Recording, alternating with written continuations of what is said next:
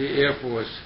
In World War II, there wasn't a separate Air Force. It was part of the Army, and it was called the U.S. Army Air Force.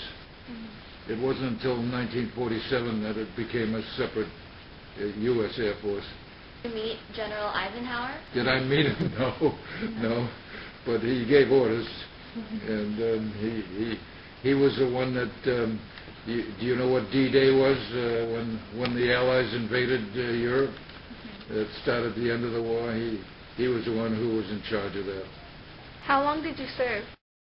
Well, I joined right after Pearl Harbor, right after the Japanese attacked Pearl Harbor, and that was December of 1941. And I enlisted with the Air Force, and I stayed until 1945 when the war ended, and they let me out. And then I was in the reserves, and when the Korean War started in 1950-51, I was recalled, and I served another 2 years. Then I resigned. When did you learn how to fly? I had learned how to fly in college. When I was 18, there was a program called a Civilian Pilot Training Program, and the government came around to many of the universities. I was a student at the University of Pennsylvania, and they gave free flying lessons.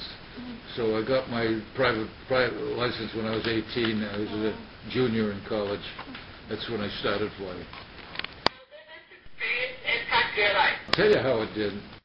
By the time he was done with his private training, he got a 10-man crew. They had to fly the largest airplane in the Air Force at the time.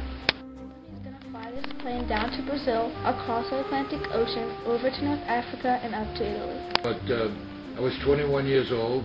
They gave me a brand new airplane, and here I was, 21 years old. I had just gotten out of college, and I was very proud. It was quite a nice experience, except when you go into combat and the Germans are shooting at you, it's not so exciting. Tell us about some of the planes you got to fly. This is a picture of the plane I flew, the B-24. It was a very big plane and very, very hard to fly. Here's a picture of the cockpit, and in order for me to fly this, they blindfolded me when I was in training, and I had to point to every one of these controls when I'm blindfolded. My plane, bomber planes, we all had names printed on. There was a GI down there that was painting the airplanes that were going through. And he says, "What do you want me to paint on your plane?" And I said, "How about a picture of Uncle Sam with a bear behind and Hitler is kissing his ass?" But I was 21 and I loved flying. The problem was when I got overseas to Italy, to my base, the squadron commander, who was a major, and I was a lieutenant, took the plane away from me. He said, "I need a new plane. I'll give you an older plane." So he took that plane, but I got even with him because 2 months later, he flying that plane, and he got shot down and killed, and the plane was destroyed. So he shouldn't have taken that plane away. Before they could be released to go home, they had to do 50 missions. On a 42nd mission, it was over Munich, Germany. There was an aircraft factory outside of Munich, and we were flying at very high altitude, 25,000 feet, cold as hell up there, no toilet, no heat, 40, 50 below zero. It was very uncomfortable, but we were young kids, and it was a big adventure. And if you had to go to the toilet, there's no toilet in the plane, so you open the bomb bay doors, and you let it go. You're over Germany, and you're lucky you might hit some Germans. How close were you to your members?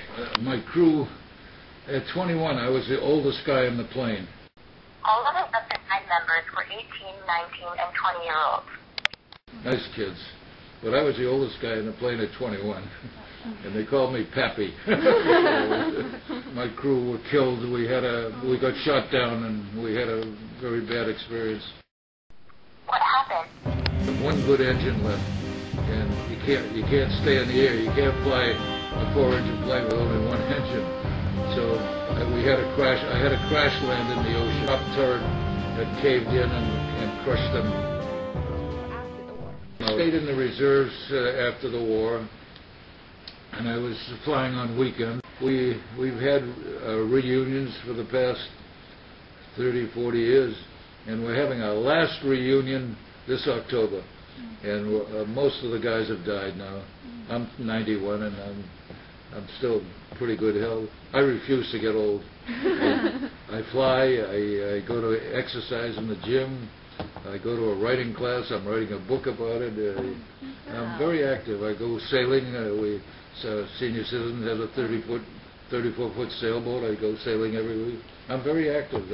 I don't sit around. My wife died last year, and I date now. On the internet, I meet beautiful women who are older, and I'm enjoying life. I'm not going to get old. I refuse to. What are some examples of the propaganda they used? During World War II, it was a very exciting time to be alive. If you went to railroad stations or bus stations or any public gathering places, there were posters all over the place, like "Keep 'em flying," "Buy war bonds," "Bundles from Britain," "More production," "I want you for the U.S. Army." Remember that one? There's another one, "Keep 'em flying." And it was, you had to do something. Either you worked in a war factory or you went in the service. You couldn't just sit around at home. What happened to all of the planes? There's 7,000 surplus planes in 1945 when the war ended. They were up for sale. Nobody wanted to buy them. They were very expensive to fly. So they chopped them all up for scrap aluminum. They made refrigerators and automobiles and everything out of the aluminum. They melted down the aluminum when they had a guillotine, a big blade that chopped them all up. It was very, very sad. Were you trying to hit the German civilians? We didn't try and kill German civilians. Sometimes a bomb would go astray, or a bombardier would miss its target, and they'd hit a house or something, but we didn't do it on purpose. The Royal Air Force bombed at night, and they bombed complete cities to get even with the Germans, because the Germans had bombed London. And they killed thousands of civilians. But the U.S. Air Force, we didn't really, all we wanted to do was bomb strategic targets. What did you do while you were not in combat?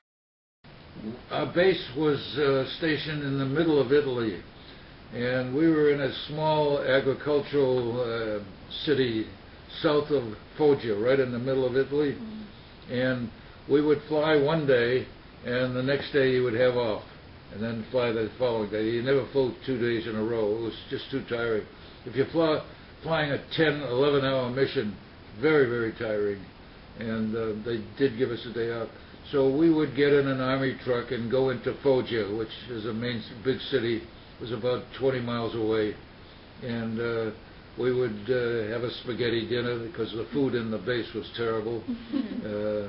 We'd get haircuts. Little Italian kids would come up to you. We were wearing our uniform. They'd say, "Hey, G.I. Joe, you want to sleep with my mother? She's a virgin." Oh my God. Crazy kids. So we'd give them gum and candy and laugh. How was the food? But the food was terrible. We had ersatz coffee. There was no real coffee. Powdered eggs, Spam. No good food at all. The coffee was so terrible that the guys the GIs had a song about the coffee. You want me to sing it to you? Oh, yeah. They would sing, and they sang this. We were flying over the Atlantic Ocean from Brazil to North Africa, and we flew at night. In the middle of the night, the guys in the back, they were GIs, my crew, they started singing the song through the intercom, and here I am flying, and they're singing, "Oh, the coffee that they feed us, they say it's mighty fine. It's good for cuts and bruises and tastes like iodine. Oh, I don't want no more of our meal life. Gee, Mom, I want to go home. They kept singing it over and over. Then they had another verse. Oh, the donuts that they feed us, they say they're mighty fine, but one rolled off the table and killed a pal of mine. I don't. Anyhow, I tell them, shut up and go to sleep. Is there anything you wish you could have changed? I don't regret anything. The only thing I regret is losing my 2 crewmen. It was the first time in my life I cried. I really affected me because we were so close. We had trained together for 3 months, and we all relied on each other to protect ourselves. You know, if German fighters tried to attack us, they had to use their machine guns. Everybody had to do a job. So but that was my worst experience. But that's my story, and I've had a good life. I'm not sorry about anything.